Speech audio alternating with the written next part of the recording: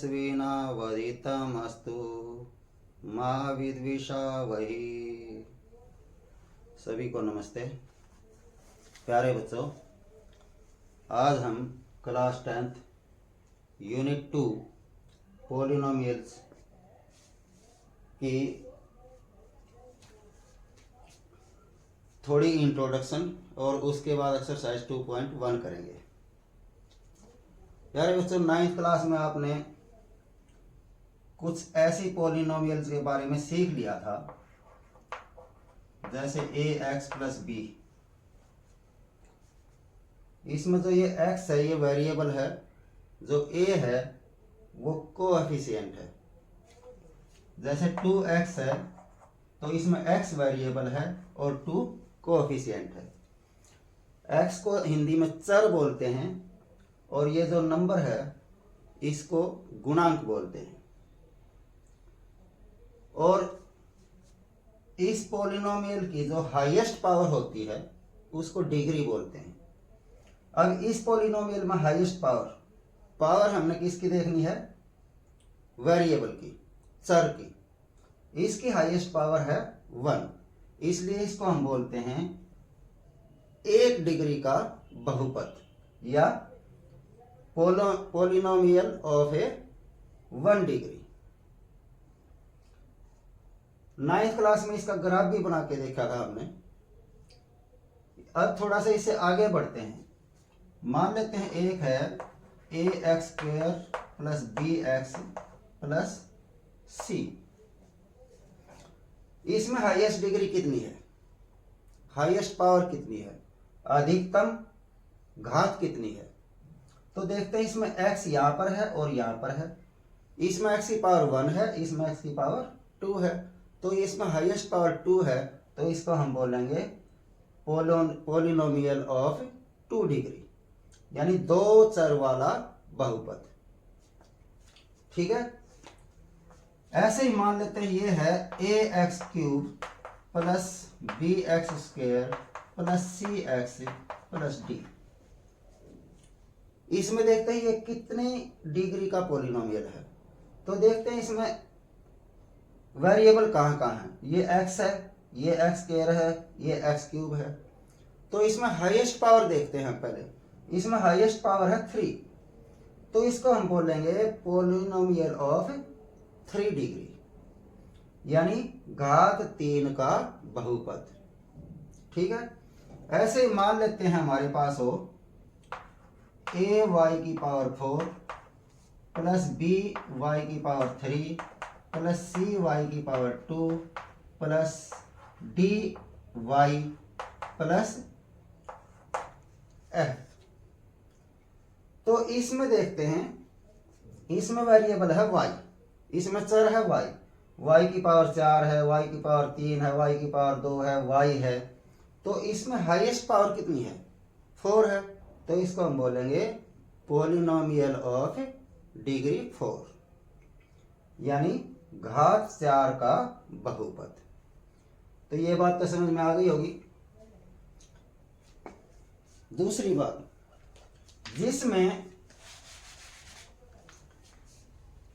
जिस पॉलिनोमियल में डिग्री 1 है उसको हम बोलते हैं लीनियर पॉलिनोमियल।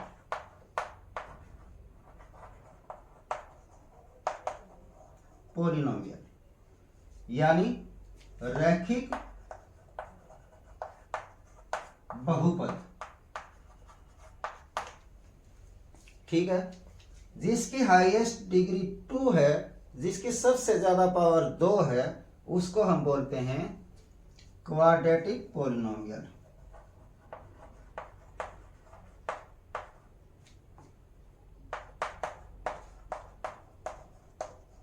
यानी द्विघात बहुपद। और जिसकी घात सबसे ज्यादा 3 है, यानी जो पॉलिनोमियल डिग्री 3 की है, उसको हम बोलते हैं क्यूबिक पॉलिनोमियल, यानी त्रिघात बहुपद। ठीक है, और ये उससे आगे सारी पॉलिनोमियल है। सबको हम पॉलिनोमियल बोलते हैं जिसमें भी कोई भी चर आ जाता है, वेरिएबल आ जाता है, वो सारी की सारी हैं पॉलिनोमियल। लेकिन कुछ पॉलिनोमियल नहीं भी हैं, जैसे 1/x+2 ये पॉलिनोमियल नहीं है। जैसे √x+3 ये भी पॉलिनोमियल नहीं है। यानी जो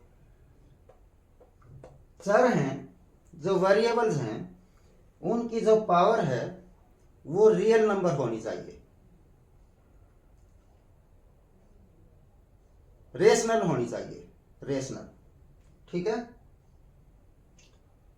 यानी जो ये पावर है ना तो माइनस में होनी चाहिए, ना रूट में होनी चाहिए, ना क्यूब रूट में होनी चाहिए, तब ये पॉलिनोमियल है। तो आपको पता चल गया होगा 1 डिग्री है हाईएस्ट तो वो लीनियर पॉलिनोमियल है, हाईएस्ट 2 डिग्री है तो वो क्वाड्रेटिक पॉलिनोमियल है, हाईएस्ट डिग्री 3 है तो वो क्यूबिक पॉलिनोमियल है, और ये सारी पॉलिनोमियल है। पॉलिनोमियल के बारे में आपको पता चल गया होगा। थोड़ा सा आगे चलते हैं।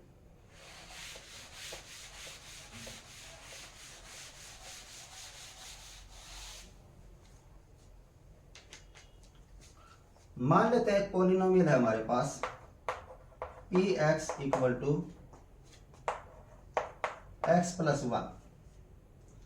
अब आप बता सकते हैं ये जीरो कब हो सकती है?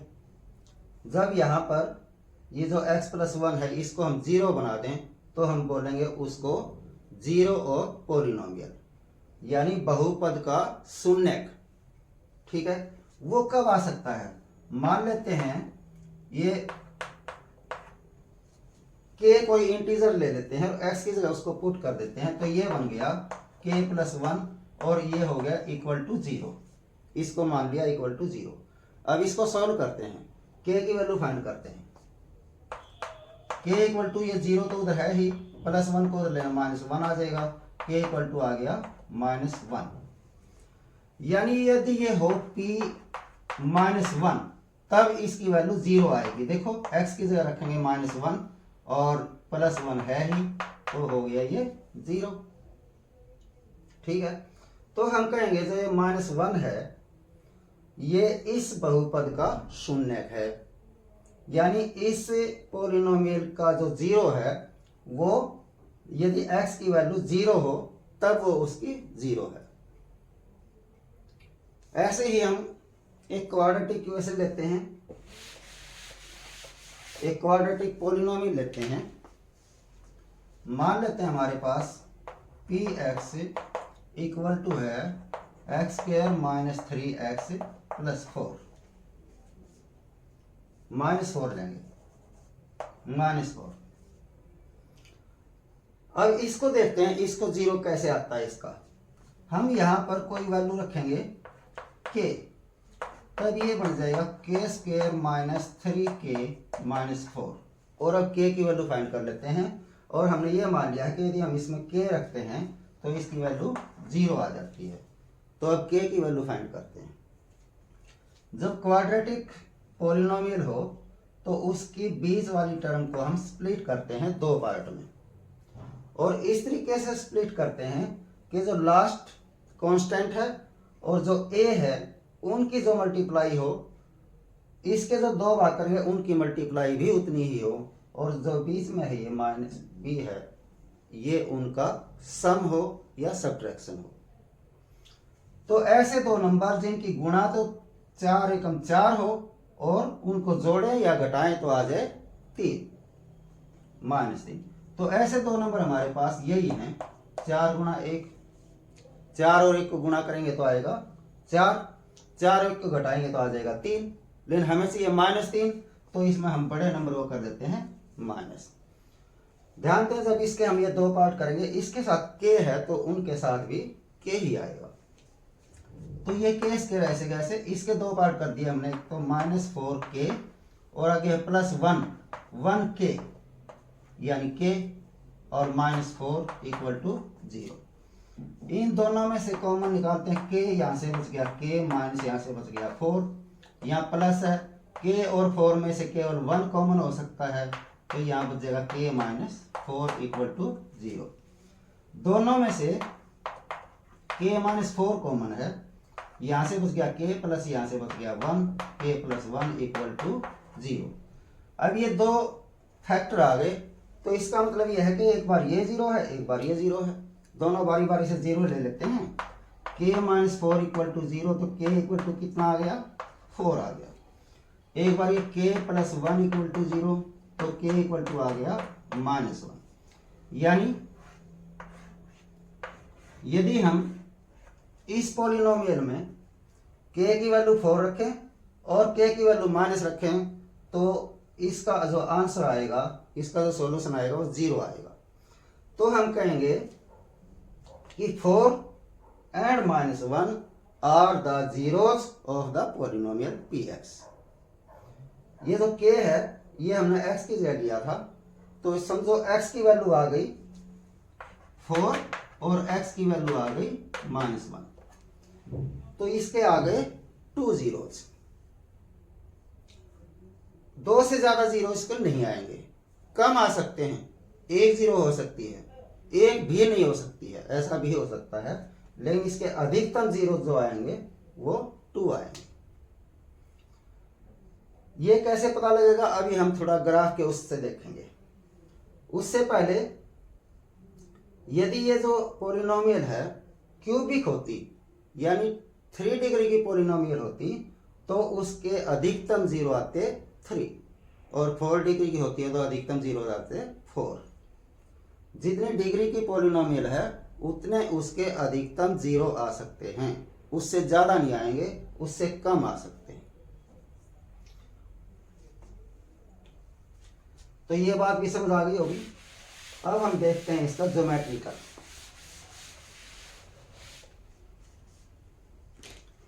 यदि हम एक पॉलिनोमियल लेते हैं x + 1 और इसका ग्राफ बनाना चाहते हैं, तो हम इसको लेंगे y के इक्वल और फिर एक टेबल बनाएंगे जिसमें x और y की वैल्यू हम फाइंड करेंगे।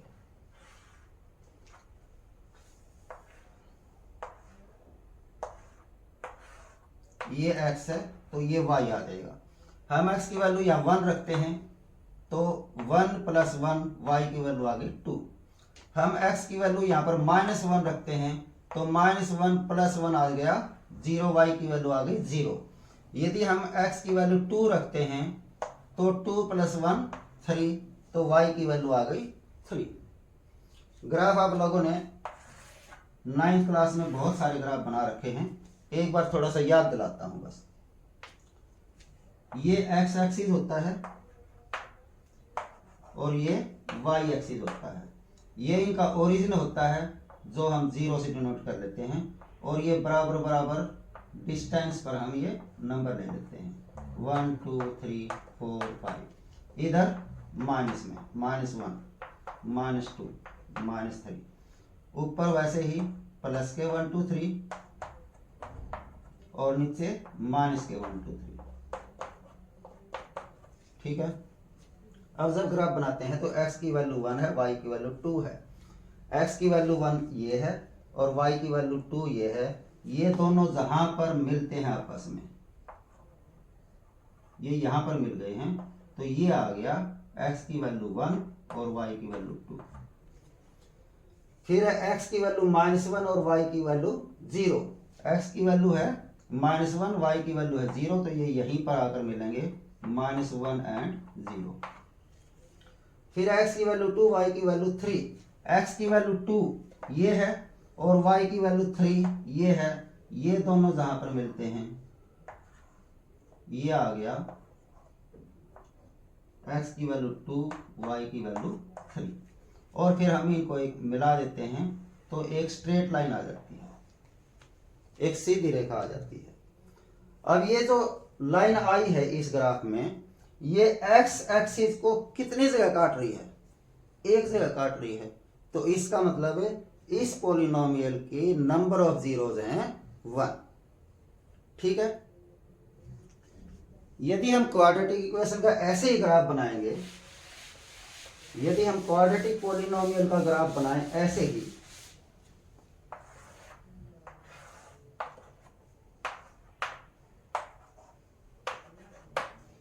तो क्वाड्रेटिक पॉलिनोमियल का कुछ ग्राफ ऐसे बन सकता है। ये बन गया, ये एक्स एक्सिस को कितनी जगह काट रहा है, एक भी जगह नहीं, तो इस पॉलिनोमियल की कोई भी जीरोज नहीं है। ऐसा भी बन सकता है, जो इसको यहां टच कर रहा है, तो ये कितनी जगह टच कर रहा है, एक जगह, तो इसका मतलब इसकी नंबर ऑफ जीरोज हैं 1।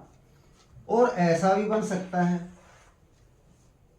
ये कितनी जगह कट कर रहा है इसको, दो जगह, तो इसका मतलब है इसके नंबर ऑफ जीरोज 2 हैं। ठीक है। ये जरूरी नहीं है कि ऐसे सीधा बने, ऐसे उल्टा भी बन सकता है। ये हो गया, इसके नंबर ऑफ जीरोज 2 हैं। और ऐसे ही कोई ग्राफ ऐसे भी बन सकता है, ऐसे। अब ये देखो कितनी जगह कट कर रहा है, 1 2 3, तो इस जिस पॉलिनोमियल का ये ग्राफ है उसके नंबर ऑफ जीरोज हैं 3। ठीक है। और जरूरी नहीं है कि ऐसे काटे ही, केवल टच भी कर सकता है। जैसे मान लेते हैं कोई ग्राफ ऐसे बन गया, ऐसे। अब यहां तो कट कर रहा है, यहां भी कट कर रहा है, यहां टच कर रहा है, तो ये भी 0 है। तो इसके नंबर ऑफ जीरोस कितने हो गए, 1 2 3। इससे ज्यादा भी हो सकते हैं।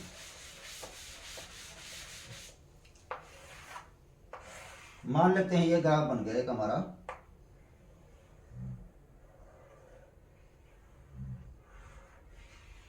ये। अब ये देखते हैं कितनी जगह टच कर रहा है या काट रहा है। ये एक टच है, एक टच ये है, एक जगह यहाँ काट रहा है, एक जगह यहाँ पर काट रहा है। तो 1 2 3 4, इसके नंबर ऑफ जीरोज हो गए 4। ग्राफ आपने 9th क्लास में बहुत सारे बनाए थे, इसलिए मैं पॉलिनोमियल लेके सॉल्व करके उसके ग्राफ नहीं बना रहा हूँ, क्योंकि मैं ये मान के चल रहा हूँ कि 9th क्लास में आप लोगों को ग्राफ बनाने आए होंगे। तो ये पॉलिनोमियल की थोड़ी सी इंट्रोडक्शन थी। अब आ जाते हैं एक्सरसाइज 2.1 पर।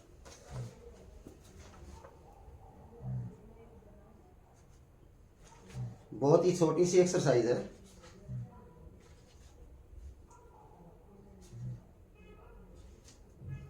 ये है, the graph of y equal to P X are given in figure 2.10 below for some polynomials P X, find the number of zeros of P X in each case.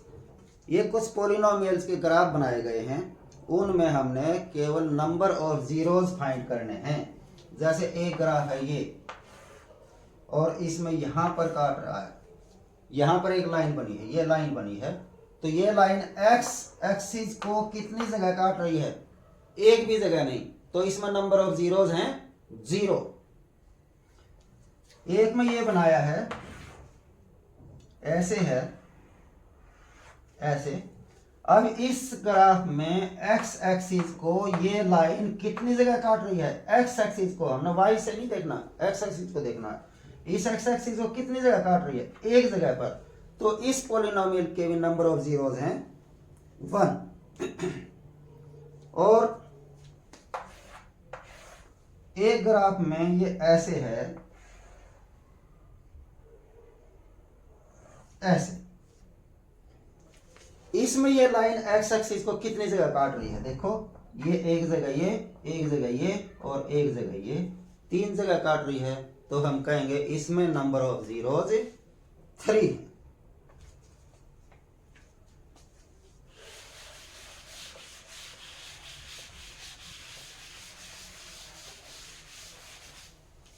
और एक figure ये दिया है,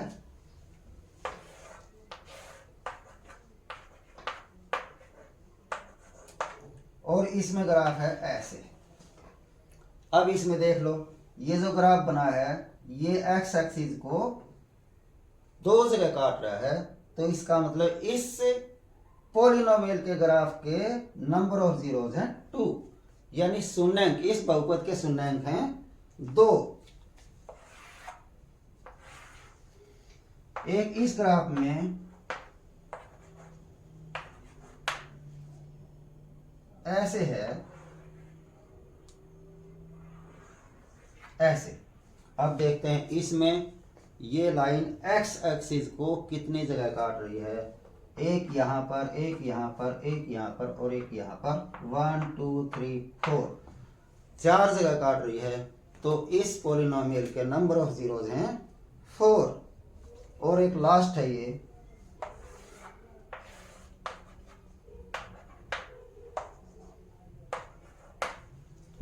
इसमें ये ग्राफ ऐसे बनाया है,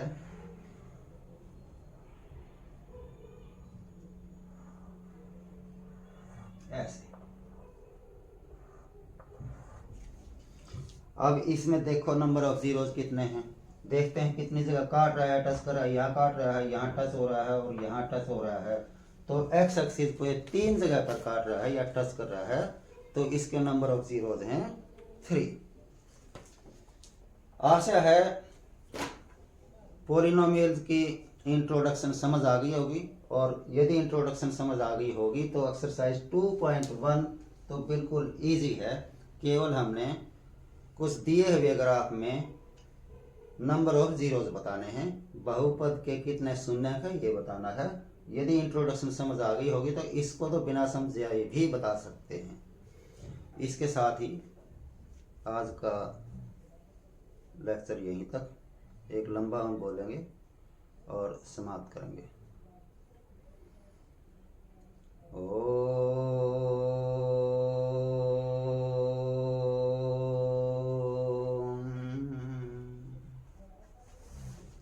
सभी को नमस्ते।